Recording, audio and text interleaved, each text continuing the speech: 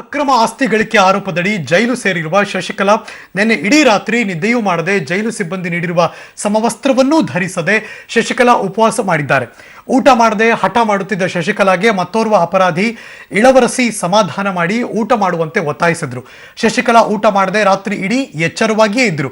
ಸಾಮಾನ್ಯ ಖೈದಿಗಳಂತೆ ಸೆಲ್ನಲ್ಲಿರುವಂತಹ ಶಶಿಕಲಾ ಬೆಳಗಿನ ತಿಂಡಿಗೆ ಪೊಂಗಲ್ ಬೇಕೆಂದು ಬೇಡಿಕೆ ಇಟ್ಟಿದ್ದಾರೆ. ಇನ್ನು ಜೈಲಿನಲ್ಲಿರುವಂತಹ ಶಶಿಕಲಾರನ್ನ ನೋಡೋದಕ್ಕೆ ಇವತ್ತು ಕೂಡ ಅಭಿಮಾನಿಗಳು ಸೇರುವಂತಹ ಸಾಧ್ಯತೆ ಇದ್ದು ಮುಂಜಾಗ್ರತಾ ಕ್ರಮವಾಗಿ ಪರಪ್ಪನ ಅಗ್ರಹಾರದ ಹತ್ತಿರ 2 ಕೆಎಸ್ಆರ್ಪಿ ತುಕಡಿಗಳನ್ನ ನಿಯೋಜನೆ ಮಾಡಿ ಬಿಗಿ ಭದ್ರತೆ ಏರ್ಪಡಿಸಲಾಗಿದೆ. ಇದರ ಬಗ್ಗೆ ಮತ್ತಷ್ಟು ಮಾಹಿತಿ ನನ್ನ ಸಹೋದ್ಯೋಗಿ ಪರಪ್ಪನ ಅಗ್ರಹಾರದ ಮುಂಭಾಗದಿಂದ ಮುರಳೀಧರ್ ನೇರ ಸಂಪರ್ಕದಲ್ಲಿ ಜಾಯಿನ್ ಆಗಿದ್ದಾರೆ. Good morning Muralidhar. I think ಸಮಯ ಕಳೆದ ಹಾಗೆಲ್ಲ ಅವರ ಅಭಿಮಾನಿಗಳು ಕಾರ್ಯಕರ್ತರು ನೋಡೋದಕ್ಕೆ ಬರ್ತಿದ್ದಾರಾ? ಹೇಗಿದೆ ಈ ಕ್ಷಣದ ಪರಿಸ್ಥಿತಿ ಪರಪ್ಪನ ಅಗ್ರಹಾರದ ಮುಂಭಾಗದಲ್ಲಿ? ಖಂಡಿತವಾಗಿ ಹರೀಶ್, ಸಾಕಷ್ಟು ನಿರೀಕ್ಷೆಗಳಿತ್ತು. ಜಯಲಲಿತಾ ಅವರು ಜೈಲಿಗೆ ಸೇರಿದ ಸಂದರ್ಭದಲ್ಲಿ ಯಾವ ರೀತಿ ಅಭಿಮಾನಿಗಳು ಒಂದು ಹೈಡ್ರಾಮವನ್ನು ಸೃಷ್ಟಿ ಮಾಡಿದ್ರು ಅಂದರೆ ಜೈಲಿನ ಮುಂಭಾಗ, ಅದೇ ರೀತಿ ಶಶಿಕಲಾ ಅವರ ಅಭಿಮಾನಿಗಳು ಸಹ ಬರ್ತಾರೆ, ಸಾಕಷ್ಟು ಗಲಾಟೆಗಳಾಗ್ಬೋದು ಅಂತ ಹೇಳಿ ನಿರೀಕ್ಷೆಗಳಿತ್ತು. ಆದರೆ ಎಲ್ಲ ನಿರೀಕ್ಷೆಗಳು ಸಹ ಈಗ ಹುಸಿಯಾಗಿರುವಂಥದ್ದು. ಪ್ರಮುಖವಾಗಿ ಶಶಿಕಲಾ ಅಂದರೆ ಅಲ್ಲಿ ಚಿನ್ನಮ್ಮ ಅಂತ ಏನು ಕರೆಸ್ಕೊಳ್ಳುವಂಥ ಚಿನ್ನಮ್ಮನ ಅಭಿಮಾನಿಗಳು ಈಗ ಅಭಿಮಾನಿಗಳೇ ಕೈ ಬಿಟ್ಟರು ಅಂತ ಕಾಣಿಸ್ತಾ ಇದೆ. ಯಾಕೆಂದರೆ ಕೇವಲ ಬೆರಳೆಣಿಕೆಯಷ್ಟು 5 ರಿಂದ 6 ಜನ ಏನೋ ಅಭಿಮಾನಿಗಳು ಮಾತ್ರ ಬಂದಿರುವಂಥದ್ದು. ಅದನ್ನು ಹೊರತುಪಡಿಸಿದ್ರೆ ಅಣ್ಣಾ DMK ಇಂದ ಗುರುತಿಸ್ಕೊಂಡಿರೋಂಥ ರಾಜಕೀಯ ವ್ಯಕ್ತಿಗಳಾಗಿರ್ಬೋದು, ಕಾರ್ಯಕರ್ತರಾಗಿರ್ಬೋದು, ಯಾರು ಸಹ ಬಂದಿಲ್ಲ. ಚಿನ್ನಮ್ಮ ಜೈಲು ಪಾಲಾದ ನಂತರ ಆಕೆಯನ್ನ ಎಲ್ಲೋ ಅವಾಯ್ಡ್ ಅನ್ನ ಮಾಡ್ತಾ ಇದ್ದಾರೆ ಅನ್ನೋದ್ರ ಬಗ್ಗೆನೂ ಸಹ ಒಂದಷ್ಟು ಮಾಹಿತಿಗಳು ಬರ್ತಾ ಇರೋಂಥದ್ದು. ಇನ್ನೊಂದು ಪ್ರಮುಖವಾಗಿ ತಮಿಳುನಾಡಲ್ಲೂ ಸಹ ಇನ್ನೊಂದು ಅಂದ್ರೆ ಇಲ್ಲಿ ಬರ್ದೇದಕ್ಕೆ ಪ್ರಮುಖ ಕಾರಣ ತಮಿಳುನಾಡಲ್ಲೂ ಸಹ ರಾಜಕೀಯ ಹೈಡ್ರಾಮಾಗಳು ಮುಂದುವರಿತಾ ಇರೋಂಥದ್ದು. ಈಗ ಪಳನಿಸ್ವಾಮಿ ಅವರು ಗವರ್ನರ್ನ ಮೀಟ್ ಮಾಡ್ಲಿಕ್ಕೆ ಹೋಗಿರುವಂಥದ್ದು. ಇದನ್ನೆಲ್ಲದರ ನಡುವೆನೂ ಸಹ ಎಲ್ಲ ಈ ಕಡೆ ಅಂದ್ರೆ ಚಿನ್ನಮ್ಮ ಕಡೆ ಕಾನ್ಸಂಟ್ರೇಷನ್ ಕಡಿಮೆ ಆಗಿದೆ. ಅಲ್ಲಿ ಅಧಿಕಾರವನ್ನ ತೆಗೆದುಕೊಳ್ಳೋದಕ್ಕೆ ಪ್ರಯತ್ನವನ್ನ ಮಾಡ್ತಾ ಇದ್ದಾರೆ ಅನ್ನೋದ್ರ ಬಗ್ಗೆ ಸಹ ಮಾಹಿತಿ ಇರುವಂತದ್ದು.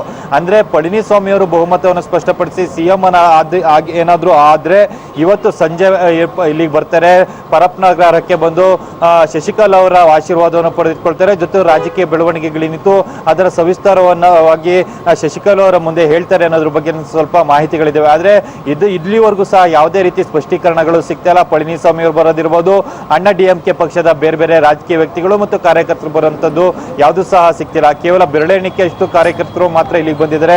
ಅಂದ್ರೆ ಹೊಸೂರು ಇರ್ಬೋದು, ಕೃಷ್ಣಗಿರಿ, ಅಂದ್ರೆ ಇಲ್ಲಿಂದ ಸುಮಾರು 70-80 ಕಿಲೋಮೀಟರ್ ದೂರದಲ್ಲಿರುವಂತಹ ಕಾರ್ಯಕರ್ತರು ಅವರು ಬೆರಳೆಣಿಕೆಯಷ್ಟು ಮಾತ್ರ ಬಂದಿರುವಂತದ್ದು. ಅದನ್ನ ಹೊರತುಪಡಿಸಿದ್ರೆ ಇನ್ನು ಯಾವುದೇ ರೀತಿಯ ಡೆವಲಪ್ಮೆಂಟ್ಸ್ಗಳು ಸಹ ಈ ಪರಪ್ಪನ ಅಗ್ರಹಾರದ ಮುಂದೆ ನಡೀತಾ ಇಲ್ಲ. ಹರೀಶ್, 2 ರಾಜ್ಯದ ಗಡಿ ಭಾಗ ಮತ್ತು ಪರಪ್ಪನ ಅಗ್ರಹಾರದ ಮುಂಭಾಗದಲ್ಲಿ ಈಗಲೂ ಕೂಡ ಪೊಲೀಸ್ ಟೈಟ್ ಸೆಕ್ಯೂರಿಟಿ ಹಾಗೆ ಮುಂದುವರೆದಿದೆಯಾ? ಖಂಡಿತವಾಗಿ ಹರೀಶ್, ಏನಂದ್ರೆ ಶಶಿಕಲಾ ಅವ್ರನ್ನ ನೋಡ್ಲಿಕ್ಕೆ ಸಾಕಷ್ಟು ಜನ ಬರ್ತಾರೆ ಅಂತ ನಿರೀಕ್ಷೆಗಳಿತ್ತು. ನಿರೀಕ್ಷೆಗಳ ಇದ್ದ ಹಿನ್ನೆಲೆಯಲ್ಲಿ ಪೊಲೀಸರು ಸಹ ಬಿಗಿ ಬಂದೋಬಸ್ತನ್ನ ಮಾಡ್ಕೊಂಡಿದ್ದಾರೆ. ಯಾಕೆಂದ್ರೆ ಯಾವುದೇ ರೀತಿಯ ಹಿತಕರ ಘಟನೆಗಳಾಗಬಾರ್ದು. ಯಾಕೆಂದ್ರೆ ಬರುವಂಥದ್ದು ಇಲ್ಲಿ ನುಗ್ಲಾಗಂಥದ್ದು, ಜೊತೆಗೆ ಮಾತಿನ ಚಕಮಕಿ ಇದು ಸರ್ವೇ ಸಾಮಾನ್ಯ ಆಗಿರುತ್ತೆ. ಯಾಕೆಂದ್ರೆ ಎಲ್ಲರೂ ಸಹ ಬಂದವರು ನಾನ್ ನೋಡ್ಬೇಕು ಅಂತ ಹೇಳಿ ಒಳಗಡೆ ನುಗ್ಗುವಂತ ಪ್ರಯತ್ನವನ್ನ ಮಾಡ್ತಿರ್ತಾರೆ. ಸೊ ಅದನ್ನೆಲ್ಲ ಸಹ ಕಂಟ್ರೋಲ್ ಮಾಡ್ಲಿಕ್ಕೆ ಪೊಲೀಸರು ಸಹ ಸಿದ್ಧರಾಗಿದ್ದಾರೆ. ಆದ್ರೆ ಇಲ್ಲಿವರೆಗೂ ಅಂತ ನಿರೀಕ್ಷಿತ ಬೆಂಬಲಿಗರು ಅಭಿಮಾನಿಗಳು ಅಂತ ಯಾರು ಸಹ ಬಂದಿಲ್ಲ. ಅಂದ್ರೆ ಒಂದಷ್ಟು ಜನ ಬಂದ್ರು, ಅವರು ಅಂದ್ರೆ ಲಾಯರ್ಗಳನ್ನ ಮೂಲಕ ಒಂದು ಮನವಿಯನ್ನ ಕೇಳಿದ್ರು. ಮನವಿಯನ್ನ ಕೇಳಿ ಒಳಗಡೆ ಹೋಗಿದ್ದಾರೆ. ಒಳಗಡೆ ಹೋಗಿ ಶಶಿಕಲಾ ಅವ್ರನ್ನ ಮೀಟ್ ಮಾಡೋದಕ್ಕೆ ಪ್ರಯತ್ನವನ್ನ ಮಾಡ್ತಾ ಇರುವಂತದ್ದು. ಆದ್ರೆ ಗಡಿ ಭಾಗ ಏನೋ ಹೊಸೂರಿನ ಗಡಿ ಭಾಗ ಏನಿತ್ತು, ಹೊಸೂರಿನ ಗಡಿ ಭಾಗದಲ್ಲೂ ಸಹ ಒಂದಷ್ಟು ಪೊಲೀಸ್ ಬಿಗಿ ಭದ್ರತೆಯನ್ನ ಮಾಡ್ಕೊಂಡಿರುವಂತದ್ದು. Harish, thank you so much Muralidhar, ನಿಮ್ಮ ಎಲ್ಲ ಮಾಹಿತಿಗಾಗಿ. ಅಂತೂ ಇಂತೂ ಅಕ್ರಮ ಆಸ್ತಿ ಗಳಿಕೆ ಪ್ರಕರಣದಲ್ಲಿ ಜಯಲಲಿತಾ ಪರಮಾಪ್ತೆ ಶಶಿಕಲಾ ನಟರಾಜನ್ ಇನ್ನು ಮುಂದಿನ 4 ವರ್ಷಗಳ ಕಾಲ ಸರಿಸುಮಾರು ಕಾಲ ಬೆಂಗಳೂರಿನ ಪರಪ್ಪನ ಅಗ್ರಹಾರದಲ್ಲಿ ಕಾಲ ಕಳೆಯಬೇಕು. ಇವರ ಜೊತೆಗೆ ಆಕೆಯ ಸಂಬಂಧಿಕರಾದ ಸುಧಾಕರನ್ ಹಾಗೂ ಇಳವರಸಿ ಕೂಡ ಇವತ್ತು ಜೈಲು ಪಾಲಾದರು. ಮಧ್ಯಾಹ್ನ 1:30ಕ್ಕೆ ವಿಶೇಷ ಕಾರಿನಲ್ಲಿ ಹೊರಟಿದ್ದ ಶಶಿಕಲಾ ಸಂಜೆ 5:15 ಪರಪ್ಪನ ಅಗ್ರಹಾರದ ಆವರಣವನ್ನ ತಲುಪಿದ್ರು. ಜಯಲಲಿತಾ ಬಳಸುತ್ತಿದ್ದ ಟೊಯೋಟಾ ಪ್ರಾಡೋ ಕಾರಿನಲ್ಲೇ ಶಶಿಕಲಾ ಕೂಡ ಜೈಲಿಗೆ ಬಂದ್ರು. ಶಶಿಕಲಾ ಮುಂದೆ ಕೂತಿದ್ರೆ ಇಳವರಸಿ ಹಿಂದಿನ ಸೀಟಿನಲ್ಲಿ ಕುಳಿತಿದ್ರು.